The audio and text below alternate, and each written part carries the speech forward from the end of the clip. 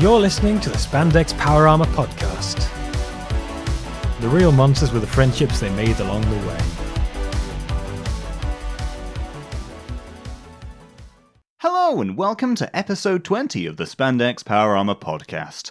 Rather than the usual stay of spandex-clad Japanese superheroes, we're swapping spandex for latex. No, I'm not talking about GIMP stuff, Bad Ranger. We're talking about old-school classic monsters, the cult favourites, stuff from the West. It's going to be great because, hey, it's technically toku, right? I guess. Yay! And now we've made an enemy of like a third of the toku community now. It's dudes in rubber suits occasionally drowning in movies. That was just how the 50s operated. Japan is stuck in the 50s. And as a reminder, this episode is sponsored by tokutoystore.com. Please check them out. They've got a bunch of new Q Ranger and X-Aid stuff in, because that's what all the kids are about nowadays. We still need to petition them to include some X-Files things. It's technically toku as well, right? Well, technically, I mean, does that mean that Jack Black was technically in Tokusatsu?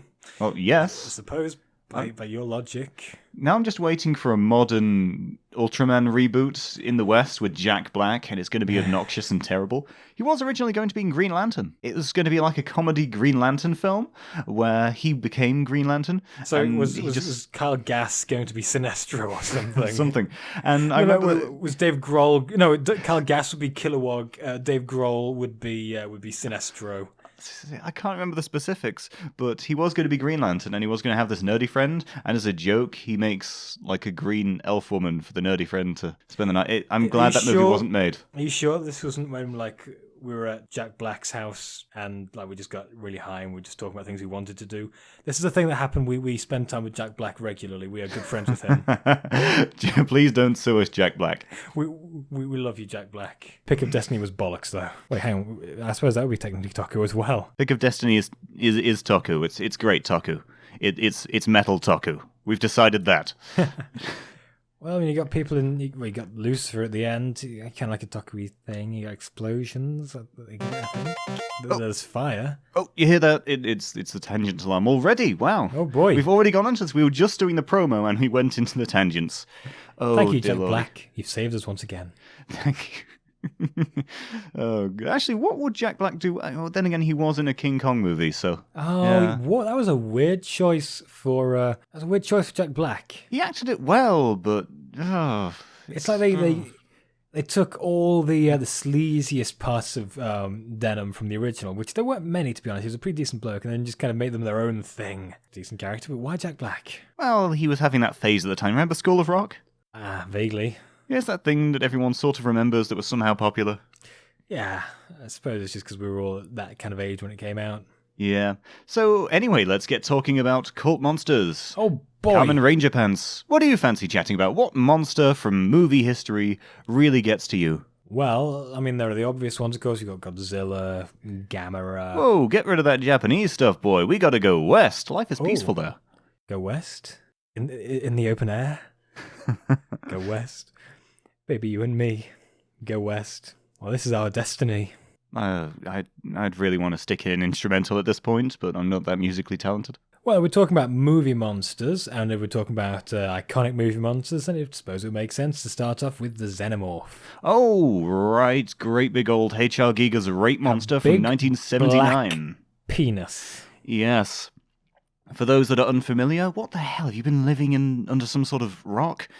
Alien was a horror film in 1979 that was quite ahead of its time, really. Oh yeah, very, very timeless. It worked on the belief of less is more, and only really showed the monster in little bits of light, like only tiny snippets. Turns out the budget also operated on the principle of less is more. Yes, they really spent a lot on that space jockey set. It looks... Oh no, they very nearly cut that out, didn't they? Really? Wow. Yeah. It's just such a strange movie and such a unique monster as well. It's just, okay, let's have loads of sexual imagery for some reason. Here's a rape monster that then rapes you, and then a penis comes out of you, and we'll talk about the weird imagery later on, but it's a cult monster. It's like the bit from How I Met Your Mother, you know, the executive guy they've made a building for, like a model of it. That's a penis! I'd like to think that Giga was completely doing it unintentionally, and it was just revealed as some sort of Freudian thing. He only revealed, like, maybe, did he die a year or two ago? A couple of years ago? 2-3 years ago? Yeah, he died a couple of years ago. What if, like, only then, like, a few days before he died, he looked back at all his work and he was like, hang on, I've been drawing penises my whole life. Looks like a schlong. He was just doodling. He didn't know, but then it's like, oh God, what have I done? Yeah, there is a lot of sexual imagery in the first one at the very least. Yes, then it was turned into an action movie by James Cameron. A good decision, I'd say, even if the xenomorph's intelligence took a hit. Yeah, though they gradually became quite a common action movie style villain, but still, they're incredibly unique. They were synonymous with scary monster horror, and I've still yet to finish Alien Isolation, which goes back to what they originally were, which was this, spoilers in the first half of the game anyway, just this one unavoidable force of nature that just comes at you, and you've got to hide, and you've got to cry like a little girl. The xenomorph works best when you can hardly see it. Yes. Of course, like, everyone loves the shots where it's in full view, but it loses the mystery. The more you see it, the less scary it is. Just a tiny glimpse of the dome-like head, just a tiny image of the biomechanical stuff on the back. Yeah, after a while, it just kind of stopped being kind of biomechanical. Yeah. You know what's weird? You got like these two kinds of xenomorphs, like one where you can kind of see a bit of a skull through it. Oh, that was the original 1979 one. Yeah, and then you got the others where it's just kind of just black obsidian stuff. Yeah, they originally did that. Actually, in Aliens, they changed it to a more rich design because the solid, shiny head, that cracked all the time. Oh. And alien heads are expensive. Yeah. And I don't think they could get a whole army of Balaji Bodehos to do the aliens, so it's like, okay, here's some manlets. You know what's interesting, actually, about the xenomorph that never made it into the film? Oh, what? The xenomorph was meant to be a juvenile. Oh. It was meant to...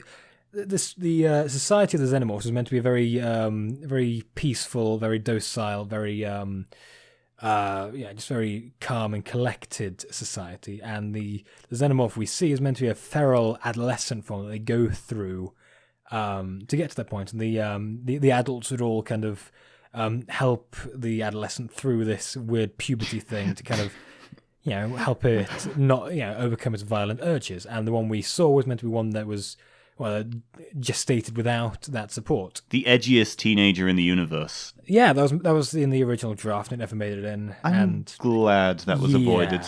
The concept of an intelligent society governing these things sort of ruins the horror. It's supposed to be something that's alien. It's got to be beyond your understanding. That's why Lovecraft stuff works so well in its inception. Well, in Alien, there was always a sort of implication that the xenomorph was intelligent. And it was just messing with you because, it's alien. Its wants and desires are alien to us. Let's not talk about Alien Covenant, though. Let's not. But one thing I did like in Alien was the director's cut, which showed the alien life cycle from a different perspective, wherein instead of just killing people or eating them, it actually stored them in the lower decks and transformed them into the alien eggs, which led to the theory that all those eggs that you saw in the space jockey ship, what if they were the original crew? Remember when they were space jockeys and not engineers? They weren't buff Dr. Manhattans. You mean they weren't all the buff guy from the Filthy Frank videos painted white? And the proto-alien at the end was just... It was depressing. I mean, even the whole movie raised more questions than it answered. I wanted to look for answers. Instead, I saw Rafe Spall deep-throating a snake monster. Like, what? What was the point of making new things? Like, got the weird vagina snake, and then you got the rapetopus, and then you got the proto-alien. Ridley Scott had a lot of stress to work out. He was just like, no, how about we come up with this? It's like how he's probably on some sort of drug bender. In a few years' time, he's gonna become conscious and not remember doing it. The same way that Stephen King forgets writing Cujo. He's like, what? Wasn't Cujo the one with the dog? Yeah. Was there a film made out of that? I think so, yeah. I think there's a movie made out of every Stephen King film. And he hates them all. Well, yeah. You ever watch the Shining miniseries? It was a miniseries? Yeah. Oh, basically, what Stephen King did was he was like, I don't like The Shining because I don't like Stanley Kubrick, and he decided, well, I'm Stephen Goddamn King. I got a lot of pull. I'm going to go make my own miniseries with blackjack and hookers out of stuff that was already filmed. So, he made one of The Shining, and it takes after the book a lot more, and all the faults therein. Oh, well, that is a shame. Very long running, very long-winded, very boring. So who's the real monster of this story?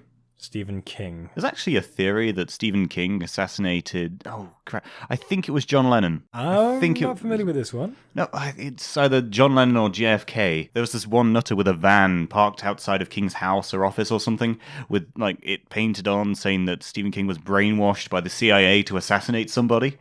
And he was just hounded for years because of that. Folks, this is the real damage that MK Ultra does. Yeah. I love these theories. Oh, tangent alarm. Oh, boy. Right, what were we talking about? Monsters. Okay. Monsters. I think we did as much about Alien as possible without talking about, the whole movie. Great monsters or just bitching about Prometheus. So, I mean, after talking about the aliens... Predator! Yeah, it follows. Predator. Yeah. What was originally supposed to be its own little action movie with Jean-Claude Van Damme as the monster, as like some sort of reptilian-headed thing. Yeah. It was Van Damme, wasn't it? Yeah. There was actually some footage of him like in the placeholder suit running through the Yeah. forest. Not quite sure. Why did they end that again? I can never remember. Yeah, I don't know why. They just changed the design a bit. I'm glad they did. I prefer the design we got. Oh, yes. The original was a lot more insect-like. And it was your typical Arnold Schwarzenegger action film at the end, where he's like escaping from monster and doing all that cool stuff. It's hard to explain without watching it. Just watch it. Just if you haven't watched Predator, what are you doing with your life? It is one of the most perfect movies. Definitely one of my favorite movies. At this point, the die-hard weebs are like, why aren't they talking about Toku? It's technically Toku. Back a gaijin.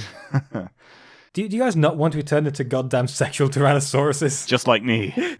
Oh man, every International Men's Day, I like to make myself a steak and watch Predator. It's how I celebrate. And smoke 5 cigars at once.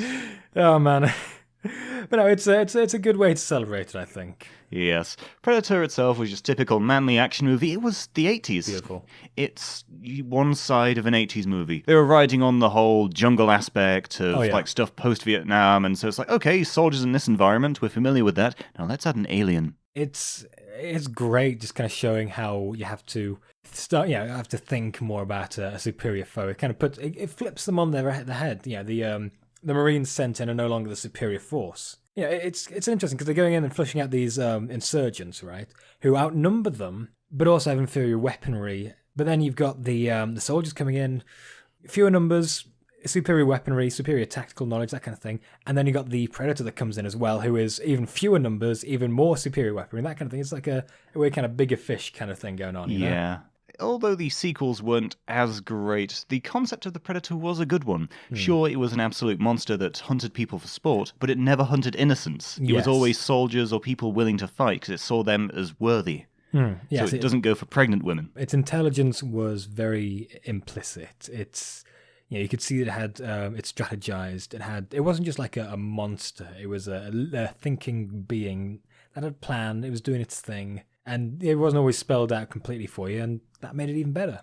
And then some geniuses at Fox decided to merge it with Alien, and there was quite a popular series of comics and a few on and off video game adaptations that just tied them all together and made it seem like this sort of cycle. There was the hunter, there was the hunted, and we don't talk about the movies, but it's just one of those franchises that exists in the background that fans enjoy because it's one of the great spooky alien horror villains with this hunter cadre, really. It all started because there was an Easter egg in the background of Predator 2, I think it was 2. Yeah, you can see a the xenomorph skull on the wall. That was there. cool. Yeah. I've always said that remakes should be done for films that had potential and were never able to meet it. And Alien vs. Predator is one of those movies. I think that you should have started the movie when What's-Her-Face teams up with the Predator, and then they just kind of work out this kind of weird teamwork, this non-verbal teamwork thing they got going on. I just stick with the comics. I mean, that movie had a lot of great scenes, like the bit where she's got the alien skull as a shield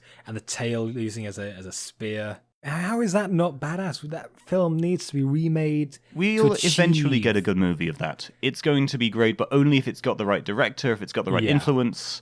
I don't know. Just maybe the Predators will be like proud women of color that are really fat. Oh, there's a new Predator movie coming out. Oh. Yeah, it looks interesting. Go on. One of the characters is an autistic kid. Okay. And that's not me... Is he being hunted by the Predator? No, I think I read somewhere that he figures out their language or something like that because autistic people are... everyone on the spectrum. Everyone is Rain Man. Yeah, I mean, just about every autistic friend I know has cracked 15 different ciphers and is a master hacker. And That's how autism works, folks. yeah, that's exactly how it works. It's not some sort of horrible impediment that ruins how you function in society. No, it's a superpower. Super autism. So yeah, that's something we've got to look forward to. What if it's tied in with the Power Rangers movie? It's Billy Miles. Still, I want to see Power Rangers versus Predator. Oh, that would be pretty neat, actually. That would be radical. I could go for that. They've already had tie-ins with the Justice League, so why not? I mean, there's been Terminator versus Aliens, and Judge Dredd versus the Terminator. There was a fan film with Batman versus Predator, which was neat. I think it was made by Bat in the Sun. There was Terminator versus RoboCop. Yeah. That was a comic we had. Things are interesting. It's like, okay, there was that time, though, when they tried to cross everything over. Aliens versus Predator just worked. Have you ever seen Freddy versus Jason versus Ash? That's actually a thing. It's a comic book. Now we're talking Ash from Evil Dead? We're talking Ash from Evil Dead. Oh, crikey, that sounds amazing. He teams up with like a bunch of survivors from previous movies, and they kind of get together to try and take down Freddy and Jason. Wow. Yeah. It's quite hard to do with slashers, actually, because they were just that thing.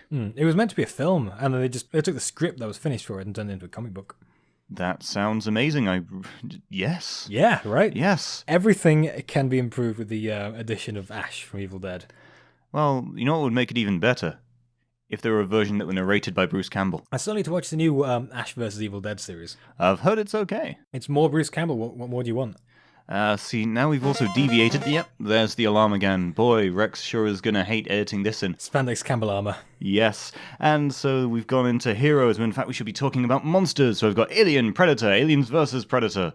Should we go back in time? Let's go back to other things. You know, I like Creature from the Black Lagoon. Ooh. That movie was so campy, but I was terrified by the design as a kid. Yeah, that is a good solid monster design. It's not too complicated, not too simple that it looks like a suit. It looks like something designed off of something real. You know what I mean? Yeah, even in the movie, it had a decent amount of screen time. Yeah. It was always shown, it was like not too much, and especially near the end where you see it walking on land. It was tastefully done. There's a reason why we have these old cult movies. Hey Rex. Yeah? Are they going to remake that? Dark Universe, boy. Oh, is this the same universe as The Mummy? Yeah. Like the Tom Cruise Mummy? So, have you not heard how this works? No. Okay, so, spoilers for a film no one cares about. Tom Cruise is now the Mummy. He's now an immortal cursed being. And Dr. Jekyll is that universe's Nick Fury. Oh. And Dr. Fury runs Not Monarch, that kind of catalogues and deals with monsters. That's what we're going to get. They're really clutching at straws here. I think they've got a Bride of Frankenstein movie in the works as well. Before a Frankenstein movie. Oh, no. It's a progressive plot twist. Frankenstein's monster's gay. It's actually husband of Frankenstein, played by Neil Patrick Harris. Actually, I'd love to see that. You know what? Neil Patrick Harris could do it. Yeah. He could pull it off. He's a decent actor. He just needs to do Dr. Horrible, but just keep playing it up. Oh, me, oh my.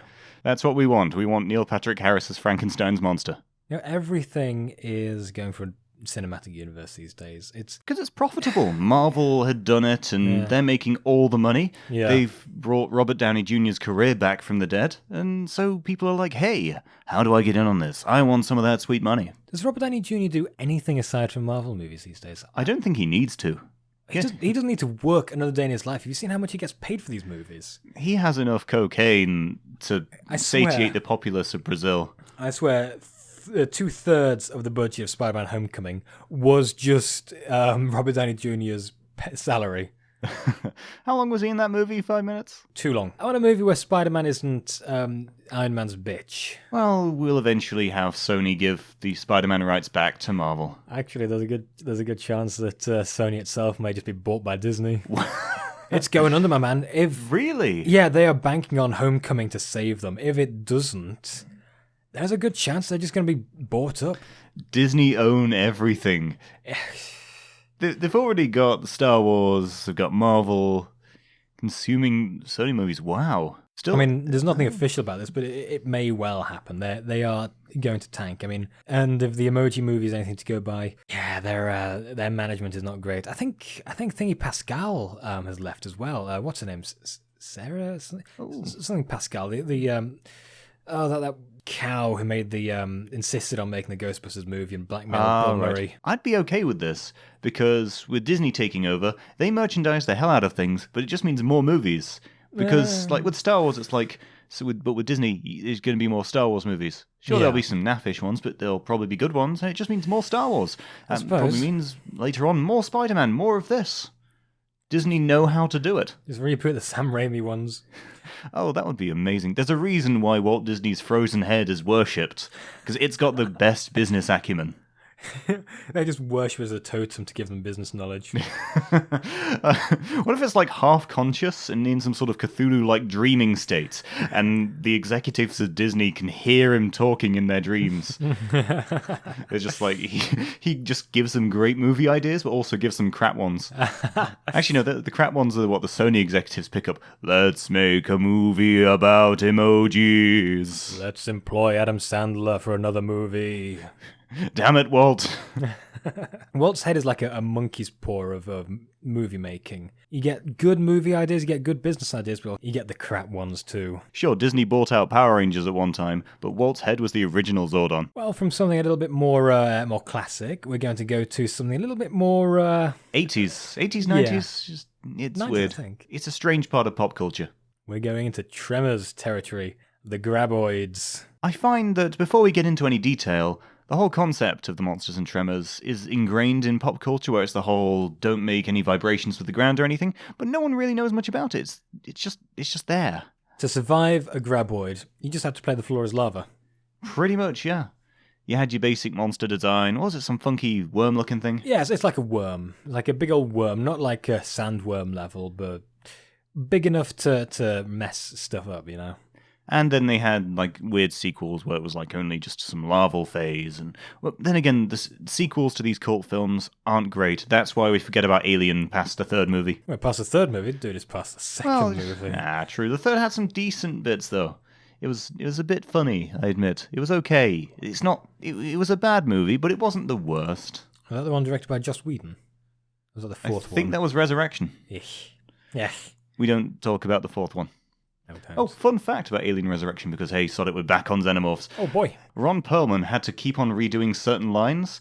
Like, when they found him, he's like, one of his lines was, "Who did you expect, the Easter Bunny?" But he kept on mispronouncing it. He kept on saying, "What did you expect, the Eastern Bunny?" Oh, Ron Perlman. Ron Perlman is a gem. And during the recording of lines for the game Fallout 2, because there were loads of narrations for loads of different endings, he straight up threatened to kick the crap out of one of the devs because they kept on like overworking him. It's like, dude, he just hated recording all those narrations. Oh man. Oh, tangential one. Oh boy. Right, Tremors. Yes, Tremors, Graboids, big worms. Don't touch the ground otherwise they'll eat you. That's basically it. So, yeah, just Big prehistoric worms that were woken up. some kids probably will have nightmares. Just Honestly, I'd put Tremors in the same kind of category as Predator, as one of my top perfect movies, because Tremors works, like, it only has one scene in which it doesn't work perfectly, and that's a bad composite effect. Oh, okay. I have not seen Tremors in ages. It is, like I said, it's one of my perfect movies. I mean, Kevin Bacon is brilliant in it. Kevin Bacon. Oh, wow. Yeah, Kevin Bacon plays one of the main characters, my man. Nice. Like, he and his friend are like odd jobs guys. Like, they go around fixing stuff, working on stuff, fixing septic tanks, stuff like that. And Kevin Bacon just kind of wants more. Like, they're talking about, like, just, you know, let's just leave now. Let's just go find something in the city, something like that. And they find that they can't leave because strange things are afoot. You know, people are dead. You know, they find this guy who's kind of climbed up on one of those electrical pylons to kind of escape something. Ooh. We later find out that he figured out the Graboid's weakness and he stayed up there until he died. Oh, crikey. Great film, absolutely perfect. And it's great that the setting it takes place in is perfect for it, like a very arid southern wasteland kind of thing. And you got the two doomsday preparers who end up fighting one off when it crashes through their doomsday bunker. Like, they have a whole gun rack. Like, they empty out their shotguns into it, and then you think they're gonna be got. And then they turn around to their massive locker filled with guns. And they just kind of unload gun after gun into it. It's perfect. Don't tread on them. Well, if we're talking about movies that are defined as being, well, near perfect, of course we've got The Blob, which was the 1950s in a nutshell. It was Steve McQueen. It was what may eventually have fed early vor fetishists, terrifyingly enough. But, No. I'm shutting it down. We don't mention the V word. Okay, so The Blob, it was, I don't know, was it sort of a communism reference? Yeah, I'd imagine so. It's the 50s. Everything in the 50s was a communist reference. It was a great big red blob that ate people and just absorbed things into its mass. That sounds like a heavy-handed communist metaphor to me. Mr. Gorbachev, tear down that blob. Actually, in the town where they filmed The Blob, every year they have a Steve McQueen lookalike contest and they show The Blob in the movie theatre where they filmed several of the scenes in the theatre. Really? Yeah, and they actually have people reenact the scene where they're running out. Oh, really? Yeah. Oh, man, that's great. That is amazing. That's the only reason that town is still alive post-economic downturn. I love those like cult films that have these really passionate screenings, like The Room, where everyone takes like what is it? Is it a plastic spork? Plastic or spoons. Spoon? And they just throw them spoons. Yeah. And then you got the Rocky Horror Picture Show ones, which speak for themselves. No, we just need to wait for the Rocky Horror Picture Show, The Room, and The Blob crossover movie. Yeah. Not sure how that would work. But anyway, The Blob, classic. It was sort of horror, but nowadays it's quite camp. Oh, yeah. But back in the day, it was terrifying. It was people being eaten by this alien horror that didn't really have any intelligence. It just simply ate. And everyone was scared and confused. It was great. But then there was the downturn of I believe the reboot was in the 80s. And as with every remake of a classic horror film in the 80s, it had to be dark. As in, Ranger, I'm talking about it being gory as hell. You'd see people like half consumed by it, melting. You'd see limbs falling off because it had completely lost the communism metaphor. Now it was a reference to AIDS, as in it was just constantly eating through scores of people. There's this one scene with a person in a phone booth trying to contact someone, and then they see the half-digested face of someone in the blob. It is horrible, it's nasty, it's not even a good movie. It was just so dark, it had zero appeal. It's like the remake of The Fly. Actually. Yeah, but The Blob didn't have Jeff Goldblum, so... The Fly reboot was... I keep forgetting The Fly is a reboot. Really? I always saw the original stuff. And to me, that was creepier than the Brundle Fly. Oh, man. Like the ending for the original Fly, where the fly's got like the human parts. Dark. That was messed up. Yeah. Oh, man. No, seriously. That prop for the spider, though. I've had many a nightmare of being that fly with the human head. Dear God. Yeah, right. That was spooky as hell. They really got the horror right. I think in one version, even like where they show him with the fly's head, even that was dark. That was spooky. Yeah. They didn't need to rely on the puppets and gore body horror of the 1980s. But it was good body horror. Oh, definitely. The sequel messed me up, not because it was a good movie, just because the ending, like the asshole character is kind of... I can't remember what happens to him, but he gets messed up, like he gets spliced or something, and he's like this maggot man. Oh, yes. And he's not even treated with any dignity. He's kept in like this pen. Man. That messed me up because it's... Fly hard too, fly harder. Oh, man. Why? Why must you hurt me like Just this? got to keep punning, dude. You got to pun the pain away. No, that kind of thing just kind of plays on an innate fear of mine of just kind of being changed. Yeah.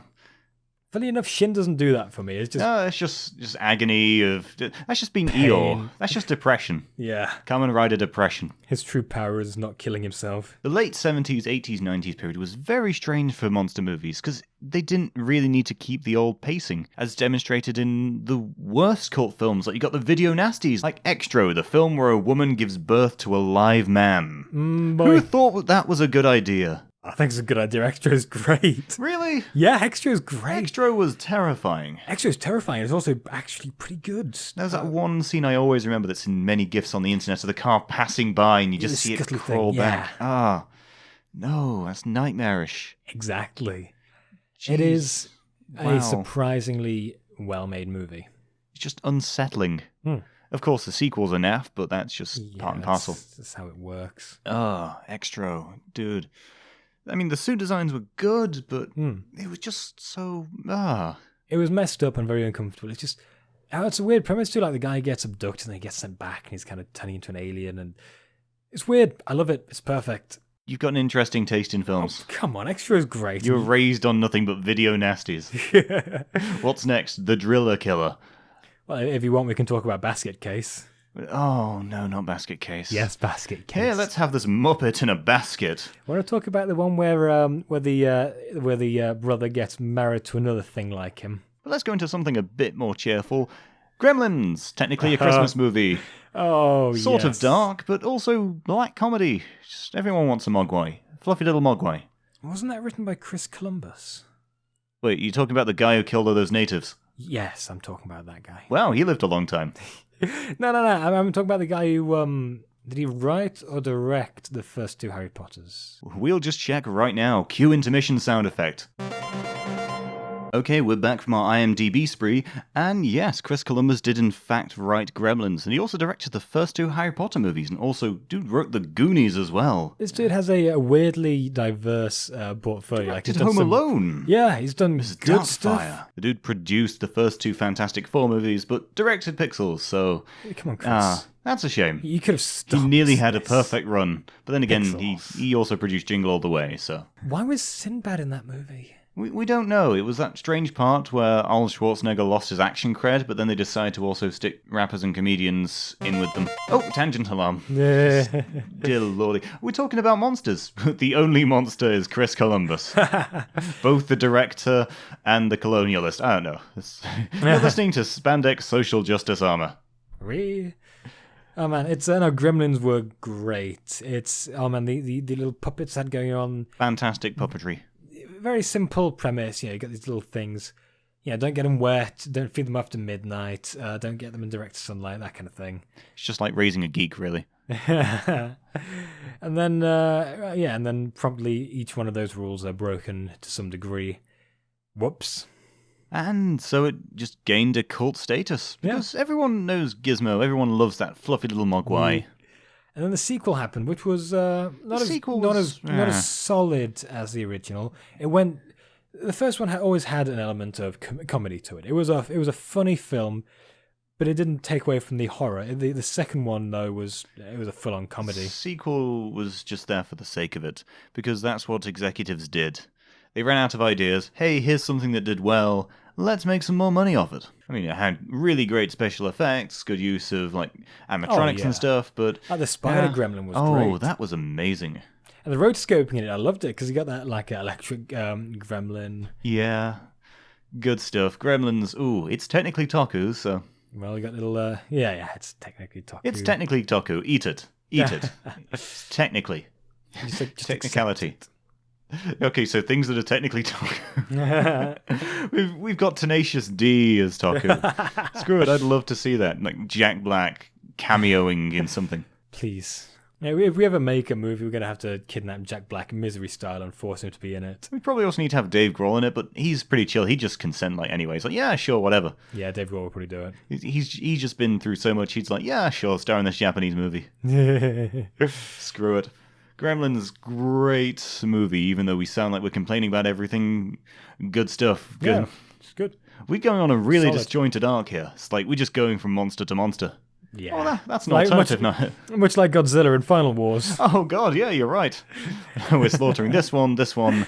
We talked about Gremlins in 11 seconds. Boom, done. Take that, you tuna head.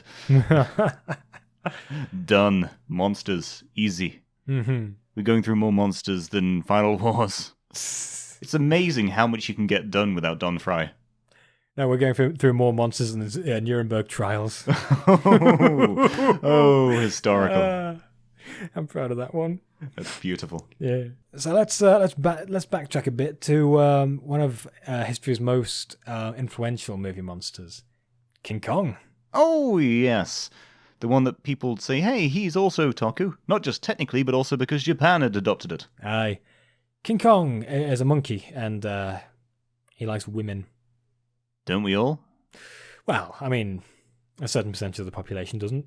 Yeah, like straight women, they have bad taste. Come on, man. No, women, go for women, they're lovely. Yeah, you'd all be a lot happier if you were like us. Yes, that's how the Asari in Mass Effect came to be. They realized it's like, hey, boobs are great. Let everything have boobs. Let's all have boobs. Yes, boobs for all. When are they going to make a male Asari in Mass Effect 3? Really? Yeah, apparently they have plans to make like a male Asari. It's a greater abomination than the Ardad Yakshi. I don't even know how it would work. I mean, do they engineer one? Why would they? Men are the real monsters. Bum bum bum. But anyway, Kong, giant ape. Yes. Many adaptations. Suitmation, stop motion, CGI. All played by Andy Serkis. Andy Serkis is immortal.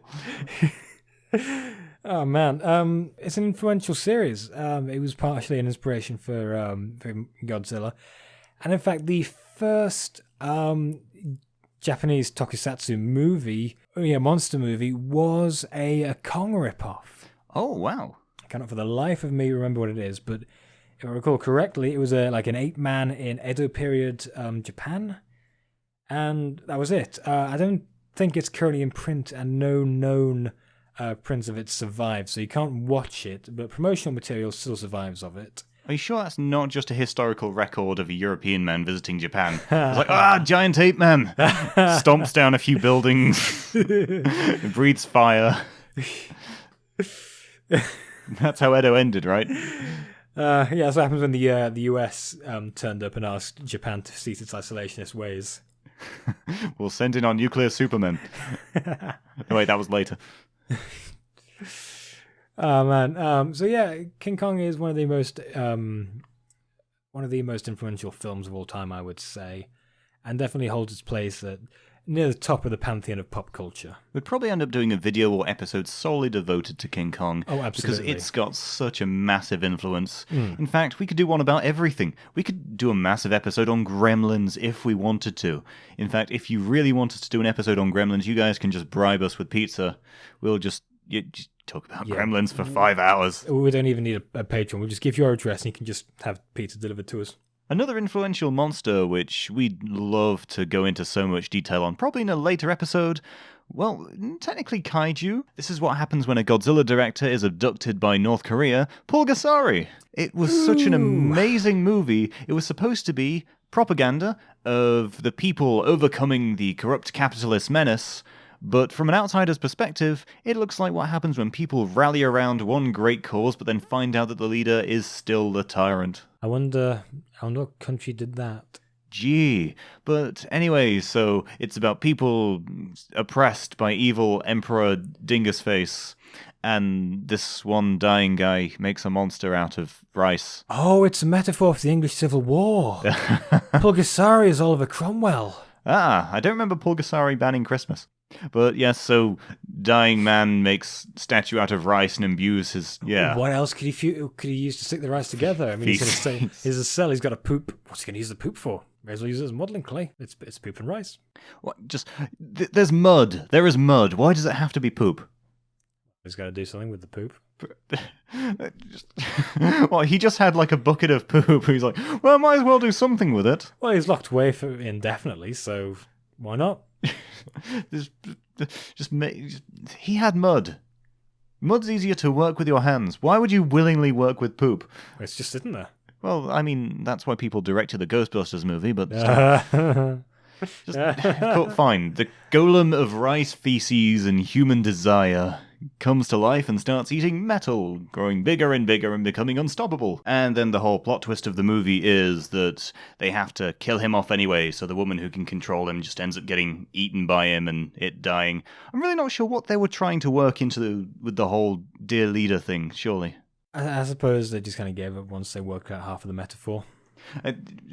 All they cared about was just make sure dear leader is great. Isn't that the reason why they don't have male protagonists in their movies? Oh yeah, this great thing about North Korean movies.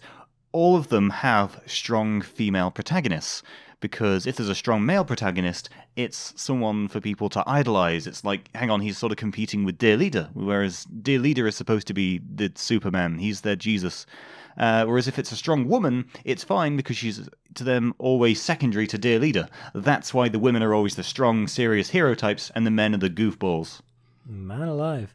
I mean, socialist, strong female protagonists. It's a social justice warriors. Let's go to North Korea. It's a utopia. Yes, all of you, please, off you go to North Korea. All of Tumblr, skidoo to North Korea. You won't be able to eat at all, but oh well. Just whatever. You might be able to murder someone for potatoes or a bowl full of rice. You'll have meth at least freely available. Then you'll be able to revolt against this obvious tyrant and use your own rice and feces beast to tear down the corrupt government. That's how all revolutions should happen. We just fight with golems. Maybe that's the plot of an anime somewhere, where all revolutions are done with giant robots or whatever. An anime with giant robots? Well, fine. Don't talk nonsense, boy. What? Giant robots in Japanese animation? That is way too out of it. In Japan, we focus on down-to-earth topics. What do you mean, a man who has multiple women vying for him from various other planets? No. A maid who's a dragon? Oh, that can't do in Japanese animation. No, we're really down-to-earth here. God, Pulgasari is amazing. We could talk so much about it because politically, it's fascinating. Oh, yeah. In terms of the quality of the film, it was made by a Godzilla director, and so it's good. It's actually a good kaiju movie. Oh, didn't Kenpachi Satsuma get kidnapped and made to play Pulgasari as well? Really? I'm not too sure, but I think so. Lordy. Everyone. Yeah. They got a South Korean director and a Toho film crew, and the guy who played Godzilla, and brought them over under false pretenses. They weren't kidnapped, but they were held there against their will. I think it took them a while to actually be released. There was a documentary about the two. A lot of the people were lovers. Was it the director and some other lady? The director and his wife were kidnapped. His wife, that was it. I think she was made to act in a couple of them as the lead actress as well. What the hell is up with North Korea? Yeah, he wasn't just made to make Pulgasari either. He was made to make 12 or 15 other movies. That's a worse contractual obligation than Bill Murray in the new Ghostbusters. No, man. We are almost definitely going to do a whole video on Pulgasari. There is so much to talk about, and it's Pulgasari was beauty. Yeah. It's so bizarre, it's wonderful. This is actually the closest to Toku we've gotten this episode, because it's really, really close to Japan, not including stuff about King Kong. Yeah, it's got Asians in it, it's fine. That's what you guys care about, right? Yeah, no, we need at least one Asian person, or just someone, and maybe someone east of, say, Turkey. If you were born east of Turkey, your movie is technically Toku. Let's say that. The Rexdale test. Now, this means Bollywood is technically Toku, so that's fine. We're not really going to talk about Bollywood this episode, but oh boy, we could do so much on it. Like superstar Rajinikanth, second highest paid actor in Asia behind Jackie Chan. The dude is nearly worshipped in India. His fight scenes are insane. He wears this fabulous wig and has a nice mustache. You hear what I hear? What? A standard alarm. Oh yeah. Oh no, I've been girling out over Rajinikanth. Okay, movie monsters. We've got. No. You want to go over to Britain again? You live with some British Toku? Doctor Who's technically Toku, right? Oh, see, I know what you're going for, but you know what I just remembered? What? Gorgo exists. Oh, no. Yeah, oh boy, that was that was a thing. That was a thing. Oh, no. Gorgo, which is basically the British rip-off of King Kong. Yeah. Riffed by MST3K for a good reason. Well, there are two monsters in that. Like, there was a baddie one, that was Gorgo, and then the mummy one, which was... Yeah, there was a Baba, and then there was a big one. Wasn't she causing like a kidney or something like that? I don't know. Cannot recall. But yeah, Gorgo, it's boring. It's boring as hell. It's a forgettable monster movie. It's only enjoyable if you watch the MST3K version, because otherwise it's just really dry and dull. I think all movies should have an alternate commentary track on the DVD, where it's the crew just riffing on things. Oh yeah. Oh, kind of like what's his name? Who played Batman recently? Batfleck. Ben Affleck on the Armageddon thing. He's talking about how he and Michael Bay were having a difference of opinion. Like, Ben Affleck thought it was a bit silly they were training drillers to be astronauts rather than astronauts to be drillers. And he was just completely taking the mick out of Michael Bay during the. And the whole concept during the commentary. And apparently Michael Bay just told him to shut the hell up. Wow. Yeah.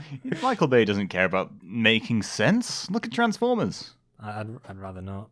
It's okay. Let's look at other things. Doctor Who. No Gorgo. Oh boy. Prime villains, Daleks. Go, Oh, yeah. shoot. It's clean, it's fun, it's spooky. Everyone is scared of salt and pepper pots. I thought they were more like rubbish bins, little wheelie bins. Oh, yeah. They're actually apparently designed that way to be sold in merchandising terms, because that's what British kids would believe to want. They want little tiny recycling bins with wheels. As children, we all grew up playing with recycling bins. British children were weird. I mean, we love Japanese toys because they are so amazing compared to what we've got. We've got plungers and rubbish bins. We still have to play with tin toys. Thanks, Thatcher. Rationing still isn't over in England. Oh, yeah. Save us. Yeah, we still have to get me ration of powdered eggs and butter. Yeah. Interesting. The partially the part of the inspiration for Daleks, especially the way they moved, were these Russian dancers who had floor-length dresses and would kind of skitter along the floor so quickly that you wouldn't see their legs moving, and they just see them gliding on their skirts. That's surprisingly... Wow, I'm quite taken aback. That's surprisingly graceful considering the Daleks. Yeah, and then the other half is Nazis. The other half... Yeah, okay. Here's the graceful, sly Russian ballerina. Then we've got Nazis. Yep. Just mix anything with Nazis and you've got a good idea. You got a great villain. Oh man, the Daleks are timeless for a reason. There's something that can be said about a race that just hates everything. It's like a whole race of Nazis. No, what's his name from I Have No Mouth on my Screen? Am, yes. Am, yeah. Yes. See, it took so long for the Dalek creatures inside to be shown. In fact, you never got a clear shot until Eccleston. And my boy. I think it's the fourth Doctor. I think it's Genesis that you see them. Well, not like in as much detail of actually doing anything.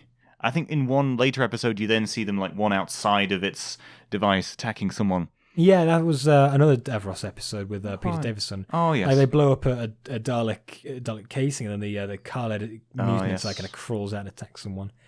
I don't like the new Khaled mutants inside because they look too much like their own animal because it's got an eye. Yeah. With the other ones, they're just a mass of flesh wired into a machine. To be honest, we can make an entirely new episode complaining about New Who and Old Who.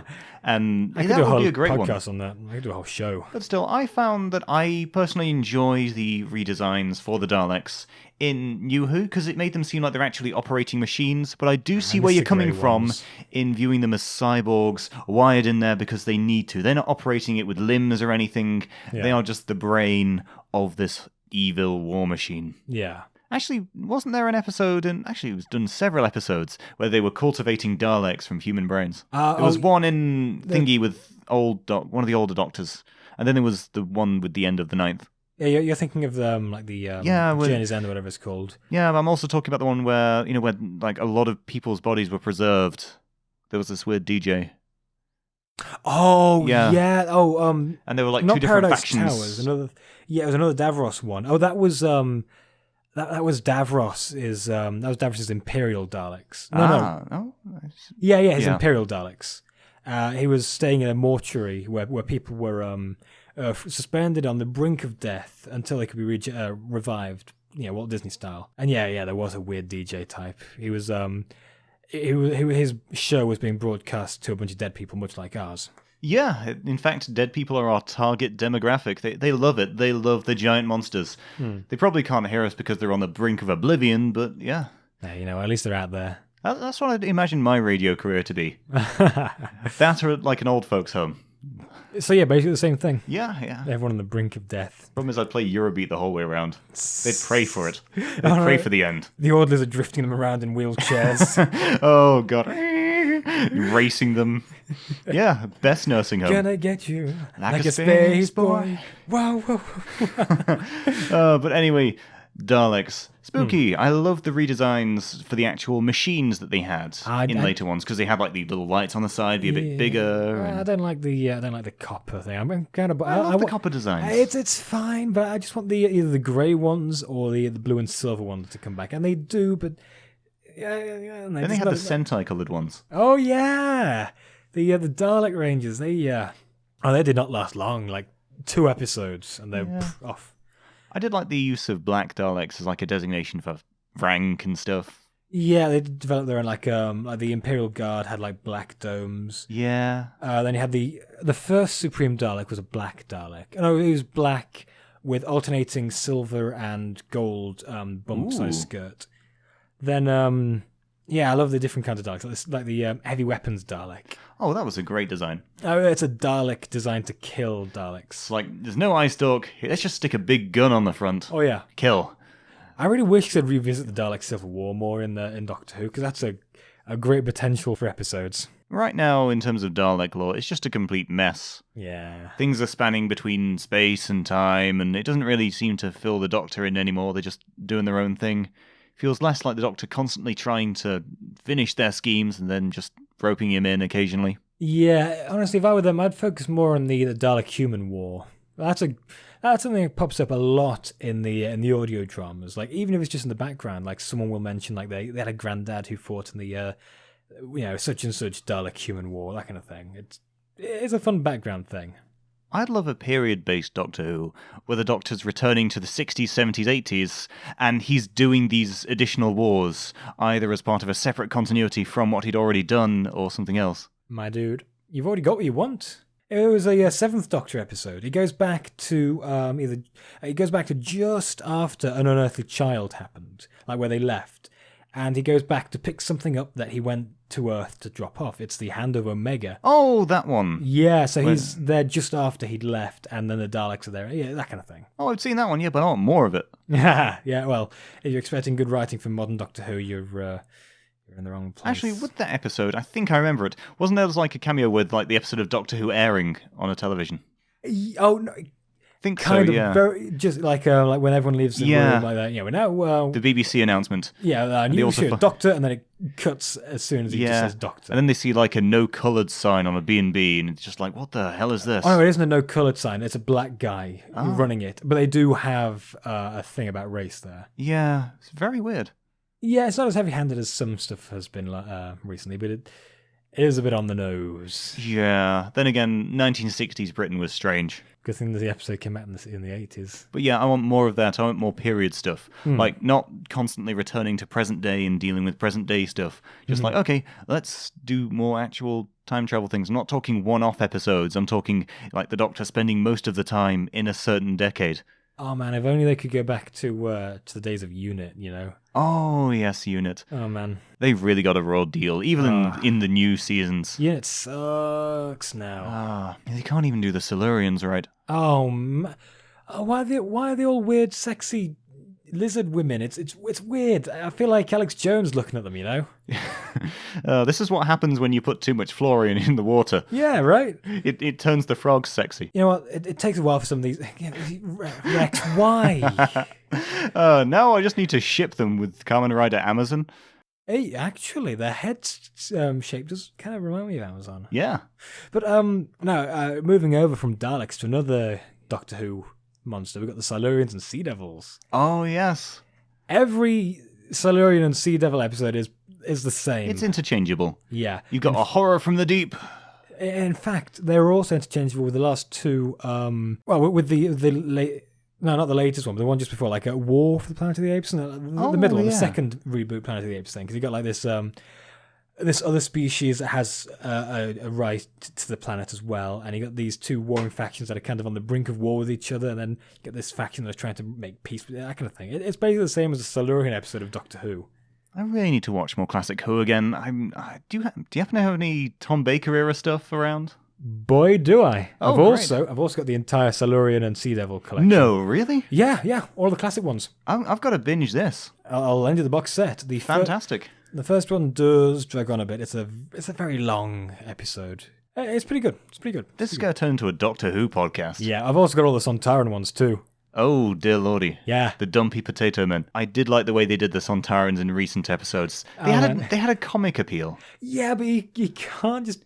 The Sontarans are great and they just turn them into comic relief. They are inherently funny, but they are now comic relief characters. Yeah, it's a shame, but then again, Moffat. I mean, let's not forget that the Sontarans are one of the few species to successfully invade and occupy Gallifrey. Oh, yeah.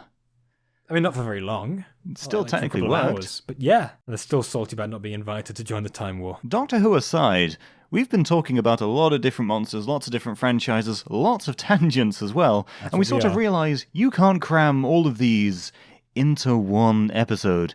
Sure, Tokusatsu is a primarily Japanese thing, but all over the world, there's sci-fi stuff, fantasy stuff.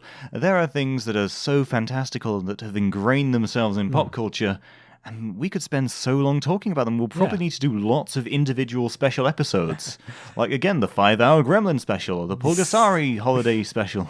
It's important to realise that Tokusatsu, to the Japanese, isn't just Kamen Rider and Godzilla. It's pretty much anything with special effects. It's us in the West that's applied this arbitrary standard to it, that it has to only be just Kamen Rider and Ultraman stuff, you know? There's no need to be prudish, because to the Japanese it's just a genre. Yeah, that's just how they view it. Like anime just being cartoons to them. Just imagine someone getting really angry over a Japanese guy just saying cartoons. Oh yeah, these are my cartoons. Yeah, no, they're anime. Aren't you appreciating this? No, it's cartoons. Let's put it this way. Your dad being confused about the weird hentai you're watching and calling it a cartoon is how most of Japanese society would react as well. They're actually a nation of concerned dads. They just want you to do okay, son. Just put the cartoon pillow down. Well, son, don't you want to go out and have some fun? We can play catch. See... Get out of my room, Dad. I'm snuggling my waifu. But this has been technically Toku, and there's no need for waifus here, unless you mean like doctors, companions, or whatever. Again, we should do a Doctor Who special at some point. Sarah Jane is my waifu. She is everyone's waifu. Oh. Actually, Captain Jack Harkness is my waifu. He's best waifu. Everyone has a crush on John Barrowman, they just don't want to admit it. Captain Jack is best waifu. Done. You know, seeing him in Arrow was really confusing. I was so used to him in Doctor Who. Yeah, but still... I actually played a straight guy once. Whoa! Yeah, actual straight man. See, I can imagine Neil Patrick Harris doing that well, but John Barrowman plays the sort of characters that just suck everyone in to be attracted to him. You know what, I was very concerned by the way you started that sentence with the word suck. You know, I was very concerned. No, that's just John Barrowman's charisma. Yeah, he's a very charismatic bloke. He's like some sort of demon that just pulls people in. He's like some, what's the term, incubus. He could be like the enemy of some sort of horror film. He's like an X-Files villain. I'd be down with that, actually, yeah. And so, hey, again, it's technically Tokusatsu. Ba-da-ba-ba-da-ba. This is one of the worst outros we've ever done. And, well, outros aside, I hope you've enjoyed what we're talking about, which is utter nonsense from the West. Movies of old, movies of new, monsters from every colour of the rainbow. And, of course, we haven't even done the old cult ones. We haven't gone into detail on Frankenstein's monster, Dracula, the Wolfman, just... historical monsters, the great things from all time, because hey, about an hour is not really the best time we can cram them all in. Yeah, and it's probably a bit too much to expect you guys to listen to even an hour. Yes, but we're going to specialise later on. We're going to do more specific things, and so please tell us what Western crap you'd like us to talk about on Facebook, Twitter, SoundCloud, YouTube. You can even scream messages into the clouds and we will hear. Or conversely, if you don't want us to do all this Western stuff and stick solely with glorious Nippon, fine, pop us a comment, give us your feedback, because we thrive on it, we feed on it. The attention helps us live. Without it, we die. And as a reminder for our sponsor, check out tokutoystore.com for your share of imported Japanese goods for many countries in Europe. Where else are you going to get it from? Where do I want my Japanese goods? I want them from... Well, obviously Japanese goods come from Russia, because Japan is actually a Russian satellite state. It actually exists in the middle of Siberia, but because of the propaganda, people think it's all the way in the ocean. Not joking, it's the conspiracy. Everything is secretly a part of Russia. Putin's a crafty man. And so this is Comrade Rex signing off. Stay fabulous. Keep on riding, capitalist dogs.